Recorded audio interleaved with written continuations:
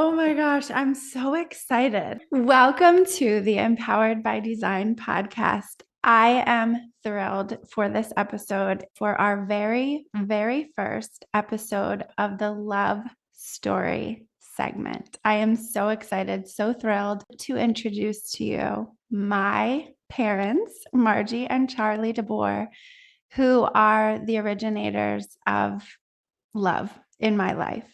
When this came to me, this idea, tell love stories. People want to hear about love, but they want to hear it real. Like people want to hear, yes, there's hope and there's faith in love. And it's not all just like sunshine and butterflies all the time, right? We have to make relationships work. And so, of course, part of me was like, oh, I have to share my love story. Sharing my love story starts way before Chad. Yeah, with you too. And so like sharing yours is so exciting to me. Welcome to the podcast, Empowered by Design. I am your host, Dr. Liz, a hopeful romantic, mom of two beautiful souls, and partner to the love of my life. As a licensed psychologist, I love helping people heal, grow, and shine. I am a love and relationship specialist and owner of Visionistas by Design Wellness Boutique, where we lead with love and empower you to fly. This podcast delivers inspirational stories, conversations, and lessons on the power of tuning in body, mind, heart, soul, and spirit. Following your intuition, seeing the signs, and listening to the whispers from angels. To pursue your dreams in life, work, and love with intentional vision. Share the love, spread the power. Dream, design, deliver. Welcome to the Empowered by Design podcast. I am thrilled for this episode. It has been a long time coming, before I even knew it was coming. But we are here today for our very, very first episode of the Love Story segment. I am so excited, so thrilled. This is a new segment that we are introducing for season 4. If you haven't listened to episode 78 or 79, go back and listen to those to hear more about where this comes from. But I am thrilled to introduce to you my parents, Margie and Charlie DeBoer, who are the originators of love in my life. So it's very special for me to introduce them to you. As promised, you heard a few episodes ago, way back in the spring, I talked about my dad. I talked about a story from my wedding.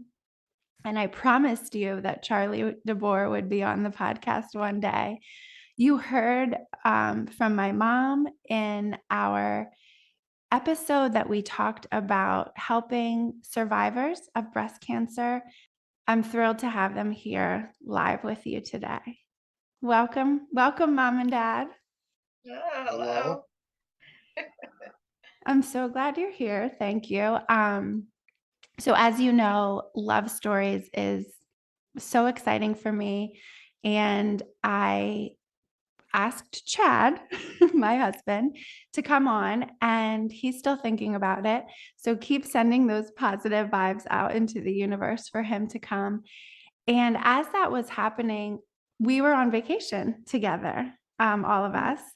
And it was so much fun to just kind of wake up in the morning and talk about dreams we had the night before. We would chat before going to bed.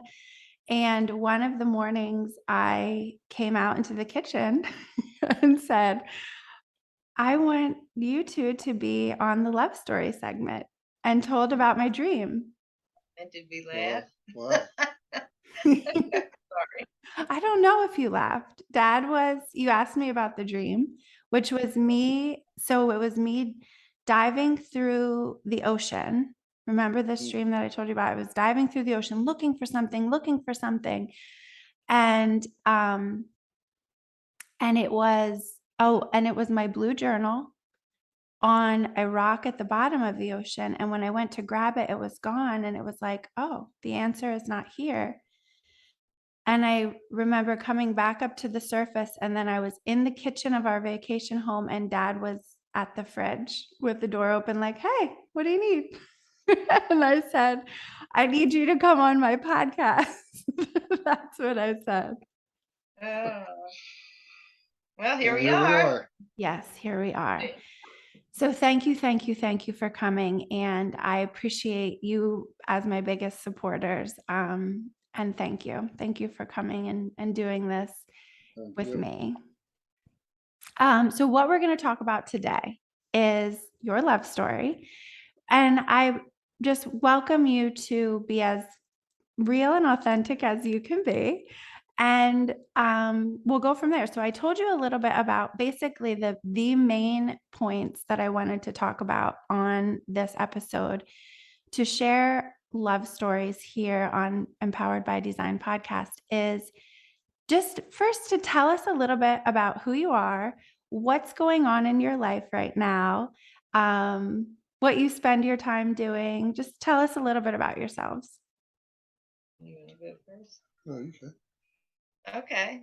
All right. I'll go first. Okay. So where we are is we're both semi-retired. We are retired from our full-time jobs, and we don't want to be bored. So we are both driving school bus during the school year, which means we have the summers off, and we're both having a blast with that. Me more than Dad, because I love driving more than he does. But we are enjoying having our summers off and just doing nothing, although Dad's working a lot at his mom's farm. And we just are the two of us hanging out together during the day and hoping to see all the kids and grandkids during the week. Go ahead, you say. Yeah, it's we're in a semi-retired mode. I don't know. The dust seems like it's starting to settle, so that we kind of understand more what that looks like. Yeah, we work part-time. We dream more about where we want to vacation. We go with you. We go with our family. They take us places, and we go to places on our own. We have our schedule's getting more full for the year to come. With vacations. With vacations. And we're financially established, and we're comfortable. We're not millionaires, but we're comfortable and enjoy our family. Yeah, I love that. Yes. And just by talking about that, the very few things that pop out of your values are family, right? Number one, and travel, vacation, balancing, really, really balancing what you said, like we're semi-retired, but we don't want to be bored. So balancing a little bit of work with more fun, more time for fun than maybe you had, throughout earlier years in your life. Yes. Right. Yeah. And for the crowd, I know, but for the crowd who's listening, how many grandchildren, how many children, and tell us a little bit about that. Okay, I can answer that. We have 4 children, Elizabeth, Luke, Seth, and Jacob, who are all happily married. We have Chad, Aaron, Amy, and Aaron added to the family in that order of spouses from oldest to youngest child. And we have 14 grandchildren. Joshua, Emma, Jackson, Mariah, Isabel, Sophia, Michael, Amelia, Cecilia, Jonah, Pate, Clara, Camden, and Luca. Wow. From ages 19 down to 3.5, almost 4 years old. I'm impressed that you rattled those off like that. Oh yeah, that's in birth order. Yes, not I family know. order. Okay. That's why when you started, I was like, are you going to do family or you did it right through. Yay. Yeah. Yeah. Yes. They And almost said Cammy instead of Camden. That was the little okay. point Okay. Yeah. Yes. Cammy, we call her Cammy. Yeah. And family is important. Um, and we are very, very fortunate to have a very close-knit close-knit relationship, and also geographically, we A get 35-mile radius. yes. Okay. That was a big thing. Okay. Say that. Tell us that. Yeah. Tell you that? Yeah. You want me to expand on that? Yeah, Okay. go ahead. So the joke always was that I wanted my children to live within 35 miles of me so that I could see them often. So whenever anyone met someone, they had to be somewhere in the 35-mile radius so that I would know that they lived close to me. And the only one that almost got too far was Jacob and Aaron, seeing that Aaron's from York. And I told Jacob right off the bat, that's out of the 35-mile radius. But luckily for us, they settled on our side of York. Sorry, Mary Lynn and Kevin. But we're happy to have them all in our 35-mile radius. Yeah. And Yeah. we get to see everybody weekly, which Yeah. is awesome. It is. Not all grandparents get to see their grandchildren as often as we do. So we're very thankful for that. Yeah. And we're thankful parents, as you're very involved, and it's never a burden when we ask for help of, can you run and pick them up here or watch them? You love it, you welcome it. And so we're very fortunate and lucky about that. Yeah. So, all right, we're moving back as far as you can remember. And we're going to talk about how you met, fell in love. I want to hear Dad's side first. Okay, Dad, you're up.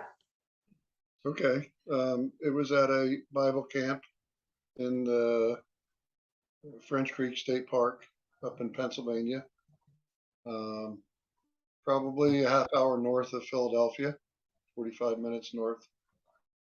And it was a Sunday, and my cousin had drove our station wagon up to camp and locked the keys in the car.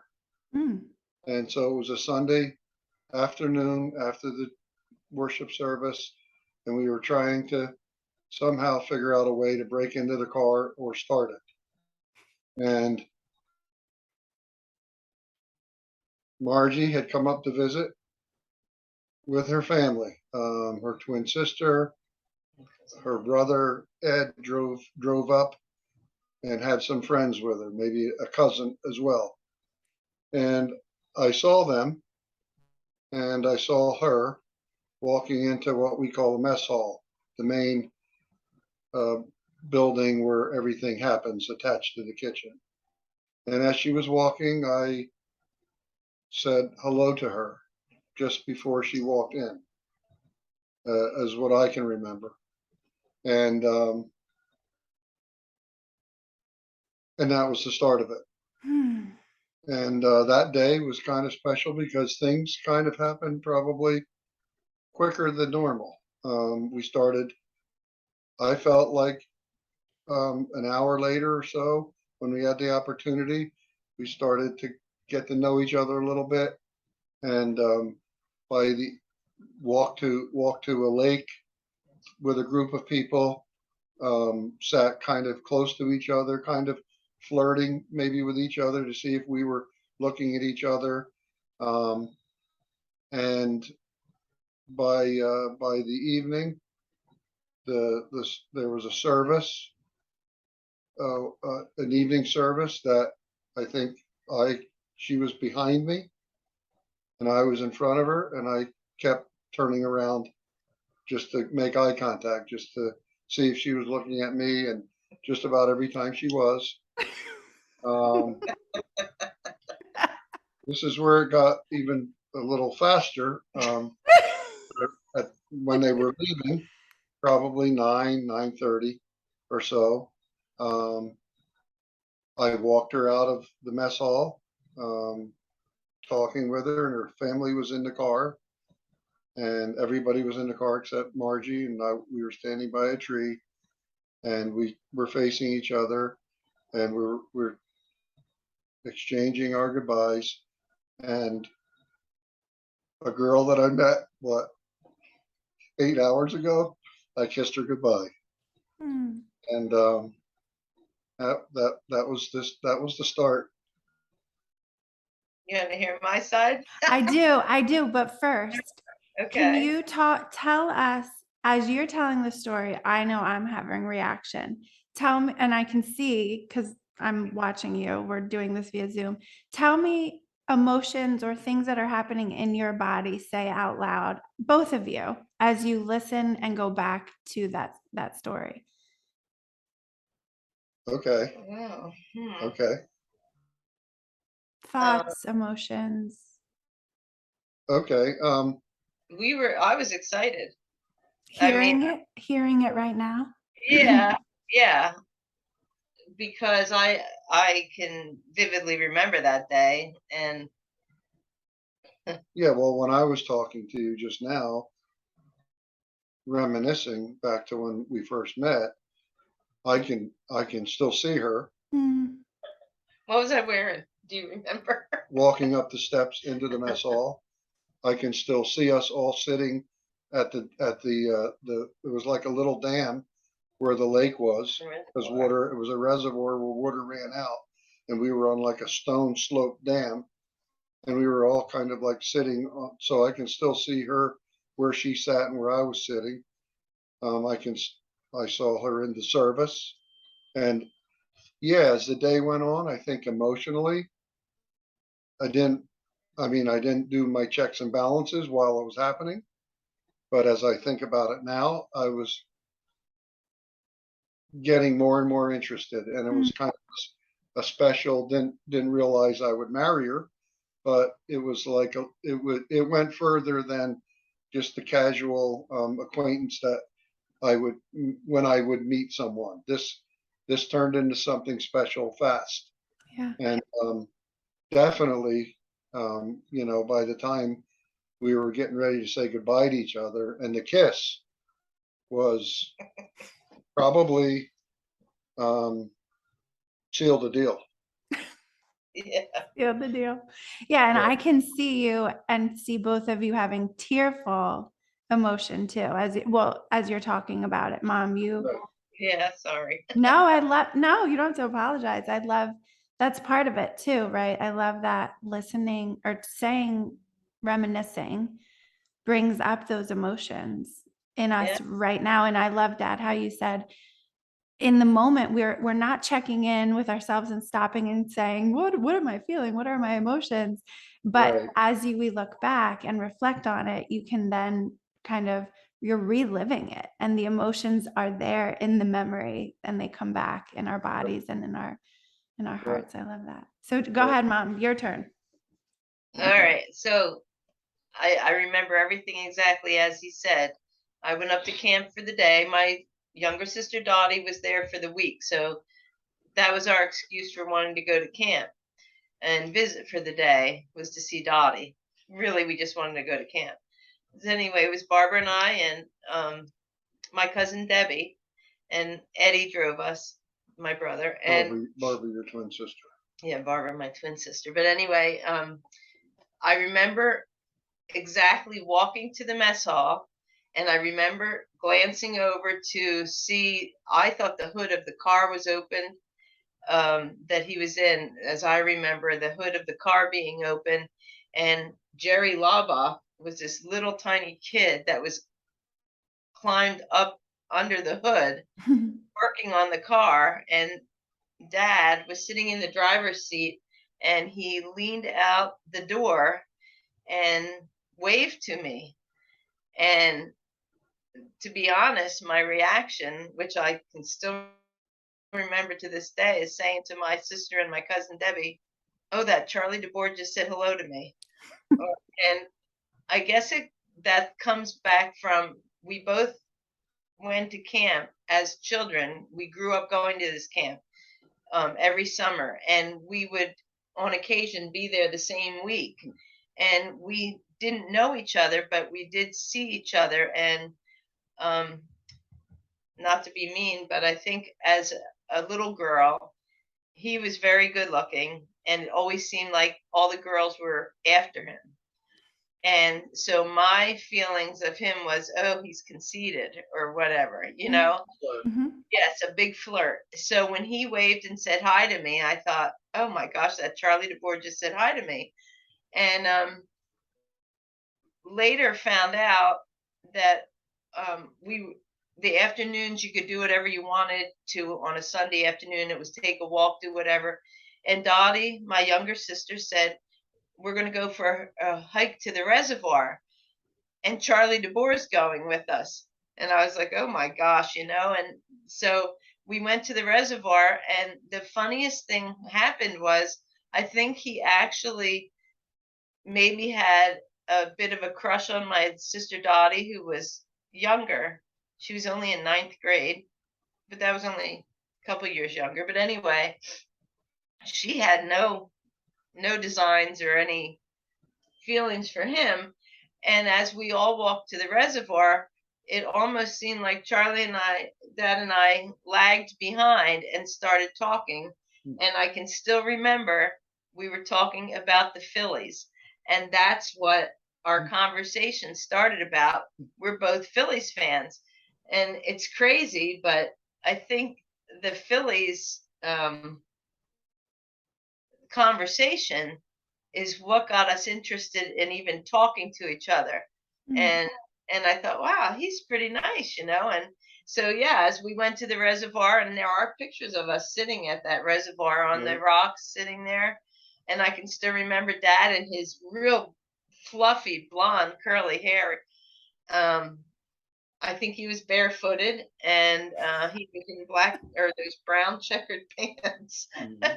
That were like his signature. And he used to wear this yellow cap on his head, and it was just this little yellow hat, and he was as cute as could be. But we did go to the reservoir, and then yes, that night we did not sit together at the evening service. And I do remember him turning around and looking at me, and of course I was staring at him. And I think that the saying goodbye, the kiss behind the tree, was cloud 9. I remember the whole way home just being on that cloud. And I think I started writing him a letter that very night, because of course there were no cell phones and, you know, things like that. But my mom was going to be going up to camp the next day to pick my sister Dottie up on Monday morning. Right. So I wrote a letter to Charlie that night and gave it to my mom and asked her to give it to him. And she did. And yeah, I remember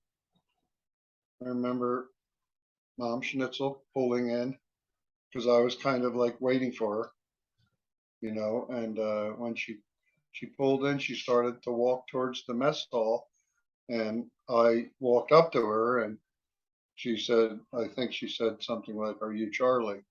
And I said, "Yeah, I am." And she said, "I have a letter for you." And so she gave me the letter. But as Mom was telling the story, I thought I wrote a little note and gave you gave it to my gave mother. gave a note to my mother to give to Margie. So to my mother. You to gave your mother, right? Yeah. So we actually both wrote letters we to exchanged letters. Yeah. The first day. Right. Yeah. And then, you know, being away from each other now, because he lived up in Jersey and I'm Philadelphia, we were an hour and a half apart in time, and we only would see each other at camp. But I had just graduated high school in June, and he was to be a senior in high school that year. So he had a driver's license, and we wrote letters back and forth in the mail. I probably wrote every day. I don't know. I remember we wrote constantly, wrote letters to each other. And when he asked me out for my first date, it was to the Phillies game, which was so appropriate. But I can remember him coming to my house to pick me up, and his cousin Rick was with him, and his dad. And is that it? Rick and Dad? I think so. And so maybe Peter. I don't know. I thought Johnny, but I'm not sure. It could have been John. I can't remember who all was with him, but I remember Rick and Paca being there. And we went to the Phillies game together, and they played the Cubs. And to me, it was, who cares about the Phillies as much? I'm with Charlie. And by the way, the Phillies won that night, and that was awesome too. So we had a great night, had a lot of fun, and we sat in the back seat of the car. And yeah, I guess we must have kissed a little bit in the back seat while Paca was driving. Probably watched us the whole time in the rearview mirror. Who knows? You might have held hands. I don't remember kissing. Oh, Charles Thomas. But anyway, that was our first date was in September of 1976 to the Phillies game. Right. So that was our link. The Phillies got us together. Thank you, Phillies. Yeah. We had a common interest. Otherwise, I don't know if I ever would have talked to him. Probably would have. You might have had to work a little harder. I love, even as you're talking, well, I'm just loving listening to the story. I hope, and I know that you have to find one of those pictures you're talking about, Mom. Yes. And we'll put that on, we'll put that on social media, to go along with the story. But I love a few just real key features that stand out is, the connection of camp, right? So French Creek, the Bible conference, which is still around today, which is it has been a huge part of our lives, right? So our family growing up went yearly, right? We went yearly, and now my kids go, and my nieces and your grandchildren go, and it's been a huge piece, not only of bringing the two of you together, but I remember always hearing the story of how many people met there, right? Uncle Chuck and Aunt Barbara, Uncle John and Aunt Louise, right? And I mean, many, many more people, but that it was Amy. What? Seth and Amy. Yeah, Seth and Amy. Wow. Yeah. And of course the Phillies. So the Phillies and camp were two things that are still very much a big part of our lives. Even now we sit around the pool or inside the house, and we're watching or listening to the Phillies and cheering them on no matter what. Yeah. Yeah. And then also the letters, right? So as you're talking about, we didn't have cell phones and we wrote letters every day. I even felt like the butterflies in your stomach that you get in those first stages of falling in love, of like, is he thinking about me? I can't stop thinking about him, and the cloud nine and the kiss and the holding hands, and it's so fun to listen to. Yeah.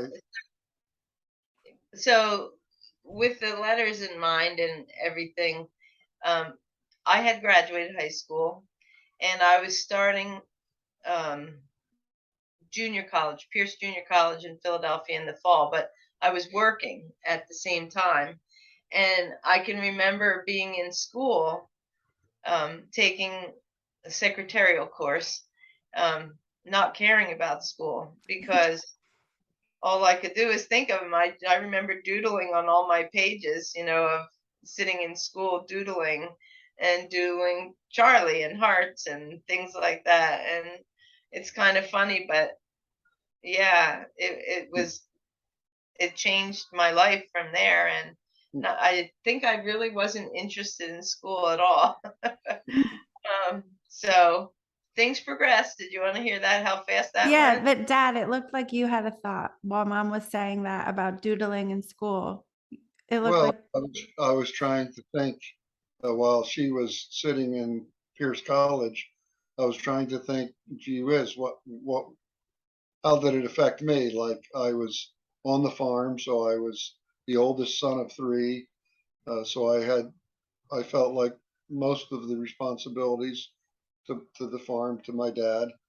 And and in my last year of of high school, I was involved in football, and then I wrestled, and then winding down my career, I was trying to think. I was just trying to think. Um, did I think about her? And I'm sure I did because I invited her to my wrestling match. She came to my football games, sat in the stands with my dad, um, and came to a couple of my wrestling matches. So I'm sure that I invited her and kept in touch with her. And I think we talked we had a We did talk on the landline, phone. Yeah, home regular phone number, right? Which cost money at the time. a lot. And So yeah. we had to so write letters, we ran up phone bills for But Dad, also, I think one of the parts of the story I love that that I've heard before, but I heard again on vacation was when you said earlier just now today that it progressed pretty fast. Like you went on your first date in September and then you told us about asking Pop Pop to propose to Mom, like for permission. Tell us that story. Okay. I mean, so it was, oh, go ahead. Yeah, you know, she lived in the city of Philadelphia, Northeast Philadelphia. I'm a farm boy off of a 157-acre farm in the middle of New Jersey. So we're complete opposites. And I drove there on my birthday, had to be 1976. Um, with we had already scheduled a date with my stepfather and my father-in-law to go out to dinner. And I was planning on asking him for Margie's hand in marriage. And I just thought it would be proper to do it official, just the two of us. And I was young. How old was I? 18 or 18 on 18. Your birthday that year. And turned 18? Just turned 18 turned that 18 that day. I was already 18. Right. And I can remember I was a little bit of a jokester, and that Margie's your grandfather, Dad Schnitzel, was had a stern walk, had a stern demeanor. He was a nice guy, but he was like military a little bit, and just a serious kind of a strict personality type guy. And he was coming down the steps, and what did I said something. I said something to him. Oh yeah, you made some kind of joke. He was coming down the steps, and I was already in the living room. They lived in a row home, and I said to him, "Dad, are you nervous?" I immediately called Margie's father, Dad. I know, isn't that funny? And the mom was Mom. You know, it was Mom and Dad, and he chuckled. He couldn't believe that I would even joke like that to him. But it got a laughter out of him, and I don't know. We drove. Just the two of them. We drove out on Roosevelt Boulevard, I think, to a nice Italian restaurant. They had brick oven pizza in an actual brick oven, and I guess I was nervous and didn't realize how nervous I was, but yeah, he ordered shrimp cocktail, like shrimp like an appetizer, and I never ate shrimp before, so I didn't know that you were supposed to peel the shrimp. And maybe being a little nervous with my future father-in-law, I just ate the shrimp. Okay, with the shell on it. He probably told me at some point in time that you peel it. I don't know. But I do remember saying to him at one point in time that I'm interested. I would love to marry your daughter. And he was like, okay. When were you thinking? And I was thinking, well, I'm going to be graduating high school in June, so maybe at the end of June we can get married. And I said that to him. I was thinking like maybe June. I didn't give a specific time or year, but I just said June, thinking in 6 months I would love to get married. And he said, "Oh, June, yeah, June will work." He said, "That gives me a year and a half." So he added a year of what I was, and I didn't argue with him. We settled on a year and a half. So, and it was a nice visit. It was a nice time talking there and back from the restaurant. Probably bonded us. Yeah. I think he maybe earned a little respect. I earned a little respect from him, and I just appreciated him as well. Yeah. So thinking of the timeline, yeah, our first date was in September, but soon after our first date, we did end up spending like weekends. I would go up to his house on the weekend. He lived, in the house with his family, and I would go up there because he had to work on the farm all weekend or play football or whatever. So I remember being up at the house with him, and so we did spend a lot of time together as we could on a weekend, with all the phone calls in between and letter writing. We still did all of that. And so from our first date in September to when he proposed, it was pretty quick in December. 4 months. Yeah, so we were engaged by December. Well, and right, so 5 days later, on Christmas Day, I proposed to Mom. After I got permission from Dad Schnitzel, and he set the date for June of 1978, a year and a half later. So yeah, long wait. Yeah. But well worth. Yeah. So I guess he thought we were a little young, being the dad was just turning 18, and I was only 18. Yeah.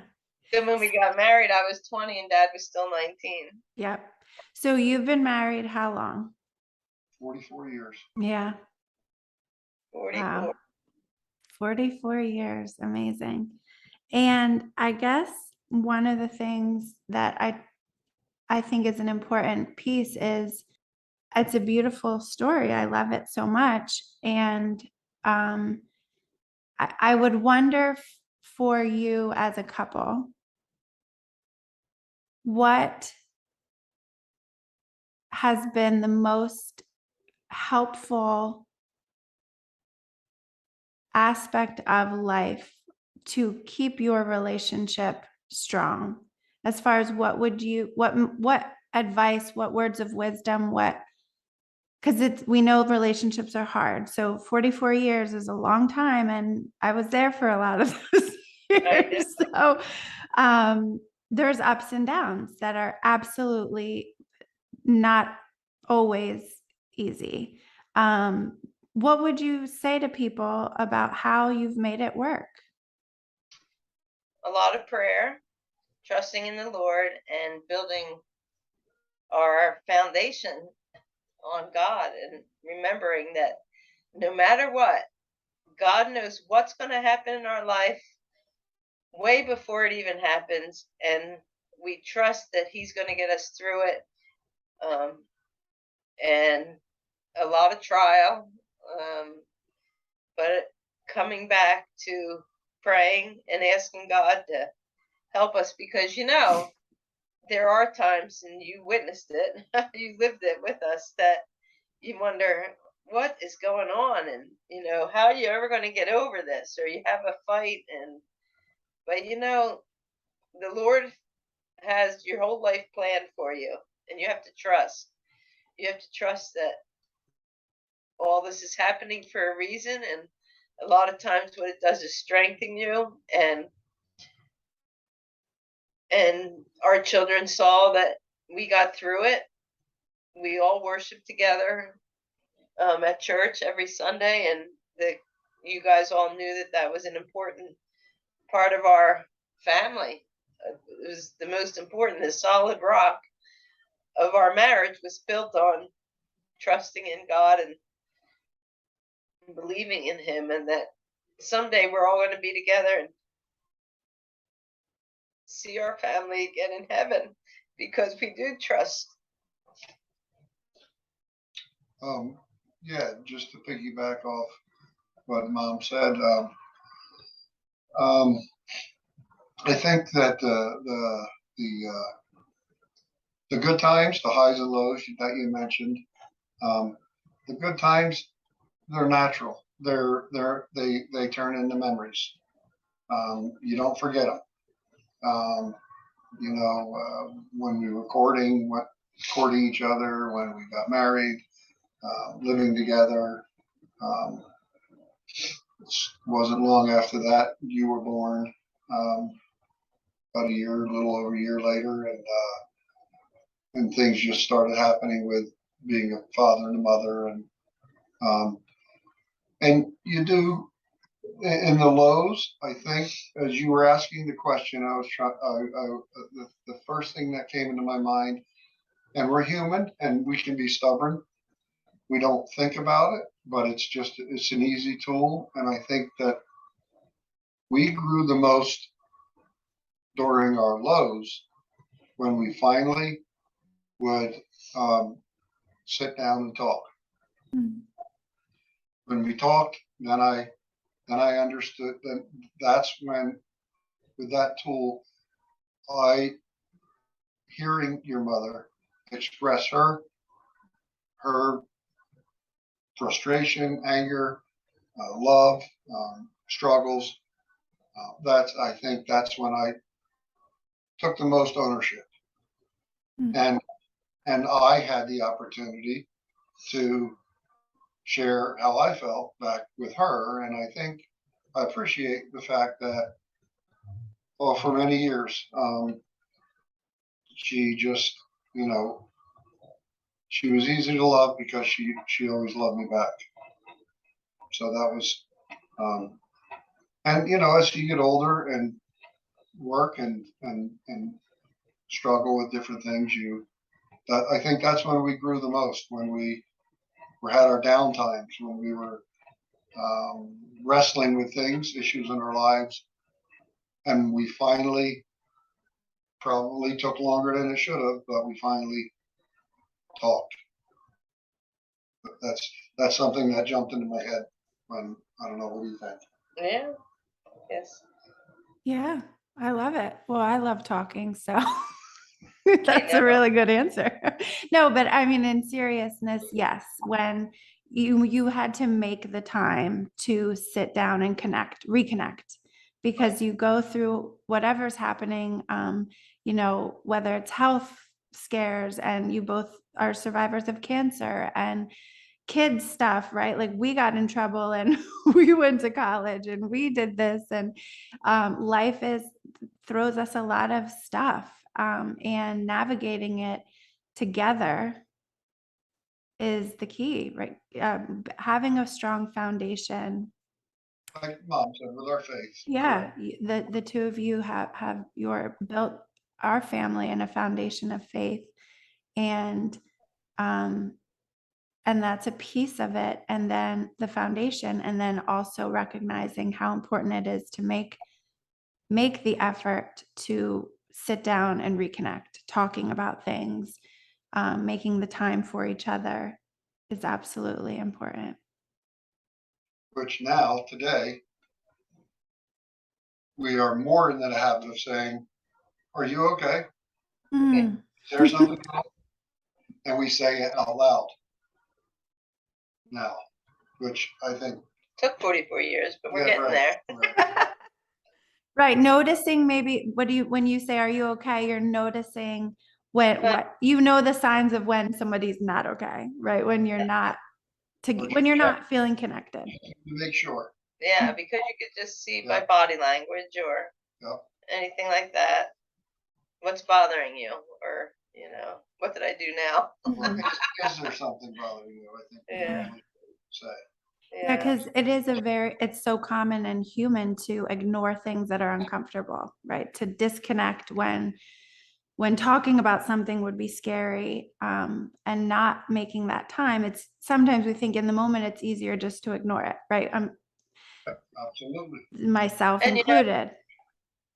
When I look back, as I look back at some of the worst times we had, because every couple fights, there's never going to, you're not the same. We are opposites, quite opposites. And in our mind, what was more important? Even though we were in the heat of something, our most important thing was staying together because we wanted our family to stay together. And we did work things out because we weren't only thinking of ourselves. We thought of you kids, and now we think of you kids and the grandkids. So, you get over things. It may seem like a lot sometimes when you're in the heat of a battle or whatever, disagreement, but you look ahead to the future, and that's what you want. What are you striving for in this? You want to be together no matter what. So death do you part. And so we're actually, back then, we're now sitting in the future. Yeah. So, yeah, exactly. And here it is. Here it is. We worked so hard to work on our relationship, and we are enjoying it. There were times when you thought, this is never going to work. I can't take this anymore, whatever. And we both were there. And where we are now is where we dreamed of being, and it's a reward to us, and we're enjoying it. We have all grown children, all married in their own relationships, and here we are all by ourselves and thinking about where we're going to vacation next. Well, you kind of handed me the answer to my next question on a silver platter, which was that piece of recognizing. We talked about where you are now. We went back to the beginning and throughout the journey of your relationship. And then also my other piece was, what is your vision, your dream, and how did that play out in your relationship? And what you just said right there was, it was always, that was part of the foundation. Your shared vision for having this huge family connection, of being able to enjoy the life for the rest of your lives together as a couple, as a family with kids and grandchildren, was what was part of that foundation that you would come back to and hold on to in the times that were really tough and in the times that were joyful and amazing. Mm-hmm. And when we got married, being so young, we kind of grew up together, essentially. We were kids. True. We really were kids. True. And we started having kids when we were kids. And it was awesome because we enjoyed every single bit of growing up together and watching our kids grow up together, and we became great friends. We are best friends, and we can't imagine doing things without each other. And that's why we enjoy having all you guys around all the time, is because you're a part of practically our childhood together. As weird as that sounds, but it was fun. It was a lot of fun. We were able to enjoy ourselves. I recommend it. I love it. Yeah, Dad, go ahead. And remind me to come back to the fun, because then I have something to say about that. If I could, I'm trying to, if I answer your question properly, um, piggybacking off of like we were vacationing, where we want to go next. I think that, gee whiz, I, I, I think that there's comforts in life. I think you and Chad had a big, well, Chad, your husband, was financially organized, and maybe he established that in your life too a little bit. For sure. And then you graciously kind of saw where we weren't really financially organized, and kind of set us down, suggestions, budgeting, meal preparation, like what's for dinner tonight, prepared ahead of time. I can remember you sitting down and making a list for the week. And that was a process that I never grew up under. And so that was new to me, extremely uncomfortable. So I put it off for a long time, but something clicked. And I think you were probably instrumental in that. And wow, we can tell you where we are from that point today. We started being very, Budget oriented. yes, I can't think of the word, but Planful. thinking, right, more thinking of planning, the Yeah. financial, and that was a huge part of it. So we did that. Like I said early on, we're not millionaires, but we have money put away, and I mean, I think Mom's, in agreement with me. We would like to give some of that to each of our 4 children. Let them spread it wherever they want, and also thinking of ourselves as we have dealt with our parents in old age, and seeing what life brings you in the different segments and areas of your life. We're in the early stages of retirement, but we know greater challenges may come, and so we're kind of preparing for them a little bit. I feel like I'm not answering your question. No, you did. You really did. Yeah, you really did. I love that. There's We want to enjoy life and vacation, but Mhm. we want to and we feel like we're financially established, so we don't have to do any work there. And we're going to enjoy it as long as we can. And whatever we don't use, we'll hand it over to you guys and let Yeah, you use it enjoy all. Use it all. Yeah. Have fun. We are. No, I love that, because when mom saying fun and what your answer was really does help me to, I talk a lot here about the fun love formula. I have to bring it up because it's something that I talk about when I work with couples. And I'm going to say probably you were the first couple I ever worked with throughout my life. Very true. We gave you so much experience You did a that you're great job. natural. You did a great job. Thank you. Thank you for directing me to my career path. No, and also really, Dad, what you said. So Mom, you talked about fun. You both talked about love, which, the hearts and the doodling. I remember doodling on my sneakers when I was in elementary school with my crushes. So the fun and the love is absolutely, it's just in me from the two of you.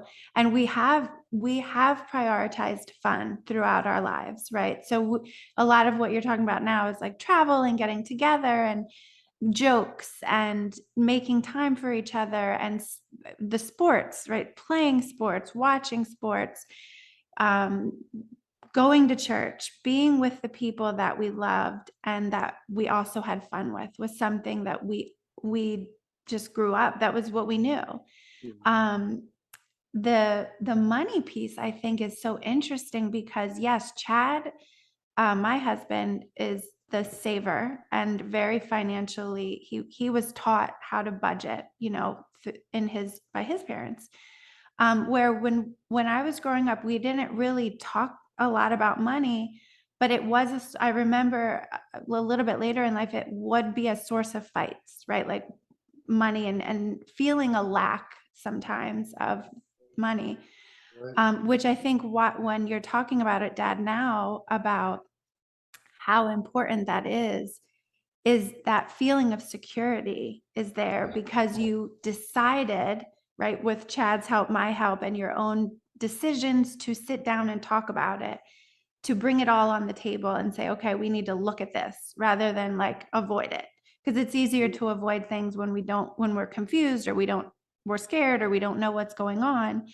But instead, that's what we did. We planned, we looked, we talked, and those were values that were instilled in me for sure that I'm passing along to anyone who will listen. But yeah, and absolutely go into when I talk about the Fun Love formula, it's this thing. And you can, that is a free download that you can get at my website, drliz.com, the Fun Love formula. If you just go to Fun Love, you will find it there. How to balance. So balancing the passion and the love and the planning and the importance of communication and looking at these things that are shared values as a couple, but also recognizing that there are some things that you don't share. There are differences that the two of you talked about, right? Like I'm a farmer. I lived on a farm. She lived in the city. And so we recognize that we come together with things that join us together and connect us. Love for the Phillies, faith in God, French Creek Bible Conference. Those were connecting things, the value of family. And then you each have your own personality. You each have your own values and interests, strengths that sometimes when they're different feel like they could be a source of struggle or fight. But for me, I believe recognizing how the two of you modeled making them complementary, putting them together to like where one of you might be strong at something, the other one, it pulls the other one along, right? And vice versa. And so that I would say, if I'm saying what I believe has kept you going strong all these years through it all, are those aspects of really respecting each other's love, respecting the things that brought you together in a connecting way, and also giving space for things that you had that had that are your own. And I know that's not always easy, right? Because there's jealousy and there's like, why are you spending so much time doing this? Which happens in all relationships, but being able to see that you do give each other time and space for those things has been really inspirational and important to me in my life and in my work too. Thank you. Yeah. I know you had a thought, Mom. I know you can see. I can see it. Yeah, I did have a thought because when you started talking about the finances and everything, when we were first married, I worked up until you were just a couple months old, and then I stopped. I was a stay-at-home mom because we had bam, bam, bam, bam, 4 kids in 5 years. I would have been paying more in childcare than I would have earned. So Dad was the only one working. So I was the one that paid the bills, and I can still remember, in our relationship, the number one fight was always about money. It was where did the money go? Why don't we have enough money? And it's because we weren't budgeting. And fast forward to you being in a little bit of debt when you met Chad, and him putting you on the straight path, which taught us, which we never ever budgeted until you guys, helped us out there. And thinking that now we sit down we find a time and we'll sit and pay our bills, and we get so excited to do it because we have all the money, and we come out of it saying, isn't it just so much fun to pay the bills? I can't wait to pay that bill because we know we have the money. We've learned how to do it. But that was the biggest source of one of our problems when we were first married, because we weren't uh, wise to that. And And now, you weren't. so I think it's big for couples to learn that, the money issue is a great big part of your relationship, because that's what's getting you through everything is budgeting your money and spending wisely and having enough to do things, and you enjoy it knowing that you're okay. And I don't know where I'm going with that. I think I would take the responsibility for not budgeting. I think Mom probably suggested it periodically through our life, and in different ways. But I was like, nah. Well, it was a. I'll tell you right now, it's a great tool. Mm-hmm. It's an exceptional tool. But did I want to use it? No. Did I know it's worth? I didn't care. But until it was set down on paper, I mean, I fell in love with it. So I take responsibility. I'm sure Mom suggested it through the years. Anyway, that was just Off one and big on. important thing in our life. Yeah. One of our biggest struggles was the money. Yeah. And I think you go ahead. I wanted to make sure that the oil bill was paid for, and Mom wanted to put food on the table. Mm-hmm. So that's where the argument came. Mm-hmm. I was worried about the electricity bill, so I could sleep at night knowing the bill was paid. Mom wanted to make sure there was food on the table for the kids to feed. Mm-hmm. And a lot of times that's where the rub came, I think. Don't you think? probably. Yeah. And I think too, I welcome and invite people to think about, yes, money, and also it's the concept of budgeting. Money, we know, is a source of a lot of stress for a lot of people, especially when you're avoiding it. What you're saying is we just kind of avoided it. Once we decided to look at it, examine it, talk about it, organize it, take inventory and make plans. And now we sit down and we're like, okay, this is great, because we're doing it together and we're doing it with intention.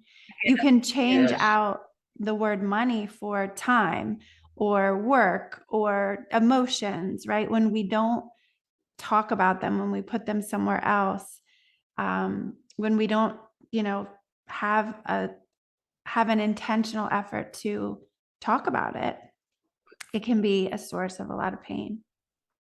Yeah. Oh, wow. Thank you.